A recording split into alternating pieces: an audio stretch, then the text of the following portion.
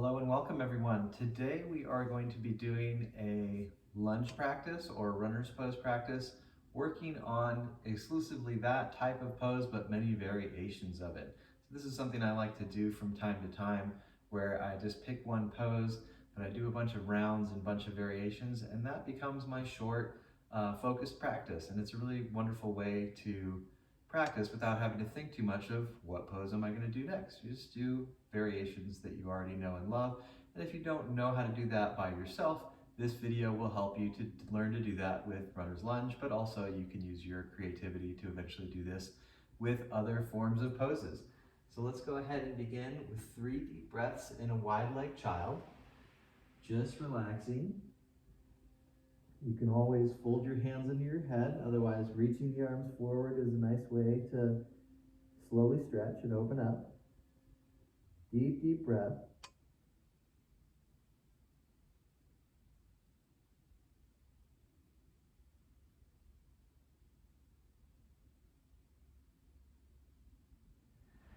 And then let's go ahead and adjust to having an upright position.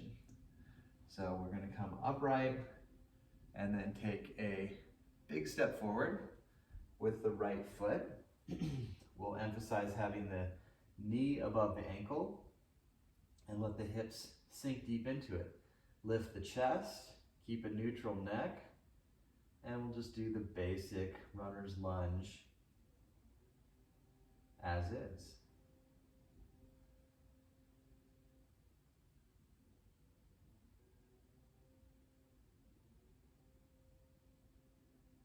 Very good. Let's go ahead and switch sides. Opposite leg up.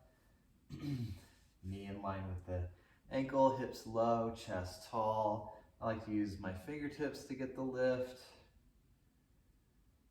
And of course, I'm breathing to lift my chest. So, when you're slouched, your lungs just naturally don't expand to their full potential. So when you have good length of the spine, you get that great lift. And the breath is full and deep.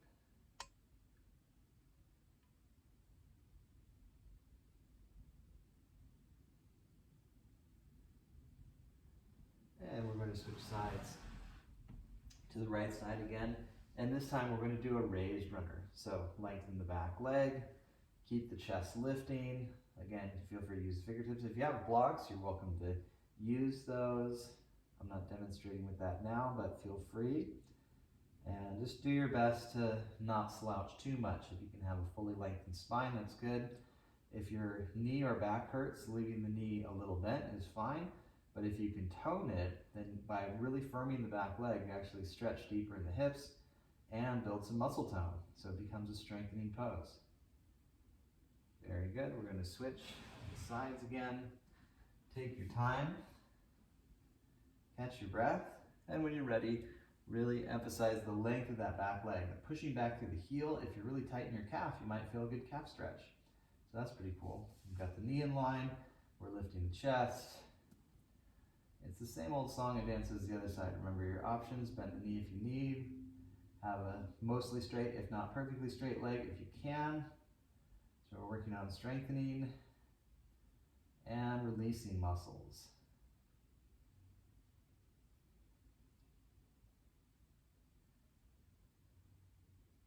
Very good. Let's go ahead and switch it up again.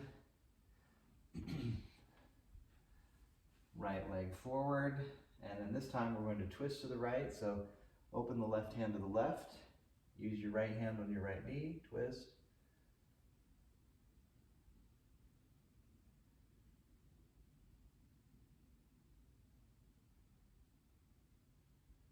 Come back to center. And either stay at the basic form, hands on ground or blocks, or lift, hold the knee. So a little deeper stretch into the hip flexors. If you can breathe into it, it's nice to make it a little bit more intense. Try and relax in the shoulders, the face, eye gaze. Steady, present, calm, and strong.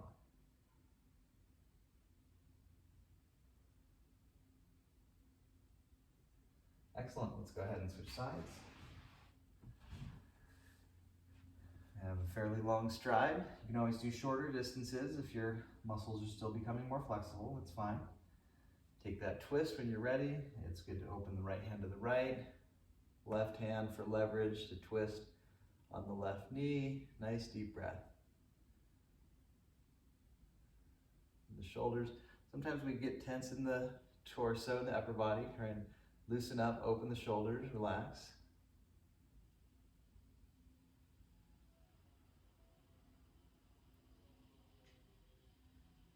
And after a few deep breaths, holding the twist, we can come more to neutral with the torso.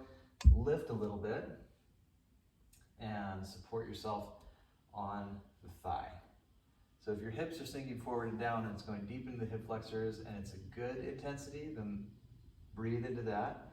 Another way to do it, sorry I didn't show you this on the first time, you can always shorten the distance, don't bend the knee too far, and then hold up here. That's a way to get a long spine and a stretch without overdoing it. But if you can keep the long stride, then that's what we do.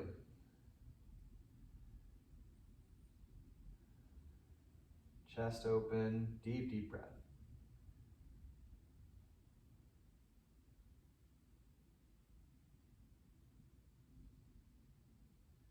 Excellent. Let's go ahead and switch to having the right leg forward, and then this time we're going to do a crescent lunge.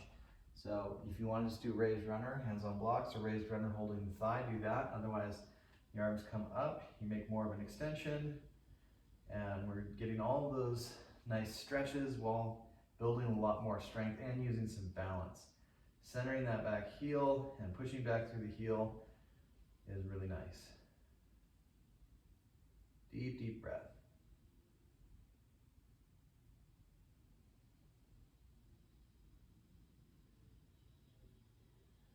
Excellent. Let's go ahead and gently switch sides.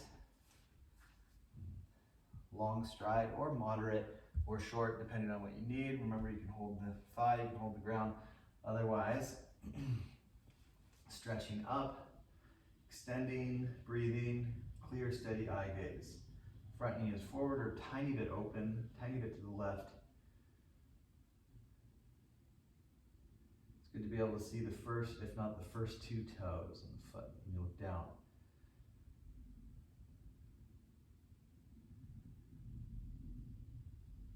Body's building some heat, legs are getting stronger and more flexible. And we can go ahead and release from that. And now right side, one more runner. And if your hip flexors are feeling overdone, you can always take a pause. This could be your practice for the day, but if you've got more in you, just take the lift. And if it feels good to do a little back bend, you bring the arms back. You think of your chest as like the sail of a ship, and the arms drawn back are the ropes tied to the boat mast. We're expanding the chest, breathing deep.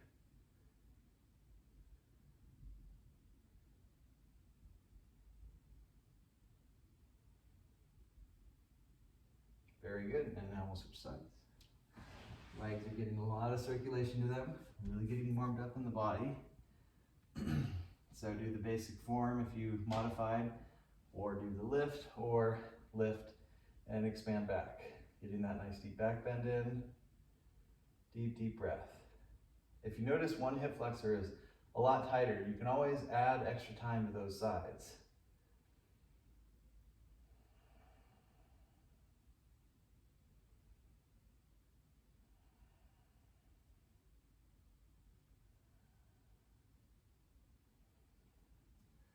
Very good. Come on down. Let's go ahead and take the right side. Lengthen the back leg. We're going to do a raised runner and then a twist. Right arm up. You can hold the low back, otherwise arm up, shoulders open both sides. So we're doing a lunge practice, but we're adding some twists and a little bit of spine work, so the whole body gets involved just doing one type of pose and variations of it. It's pretty cool. We can release from that, switch the sides, lengthen the back leg, twist. Remember your options, hold the low back, otherwise the arm extends. It's both opening through the arms and the shoulder, but it also is Building some muscle tone in the top shoulder.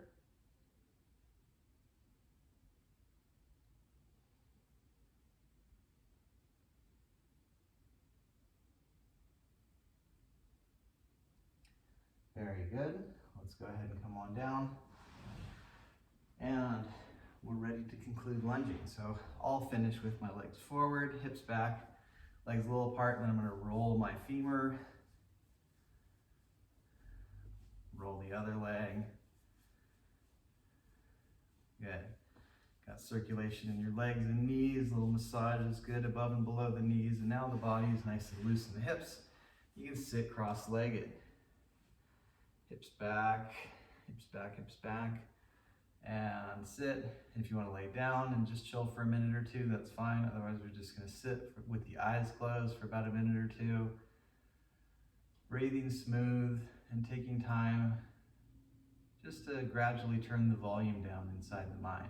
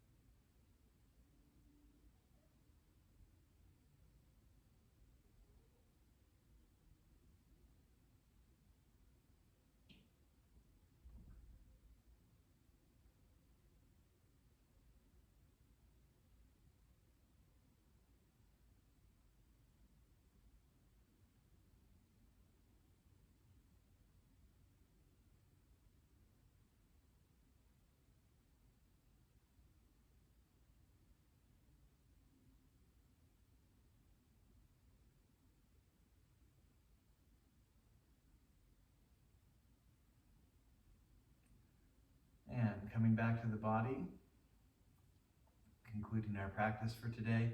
Thank you so much for joining. If you want to learn more about a variety of poses, do workshops, long form practices, check the link below. Consider joining my monthly membership, basically an online yoga studio.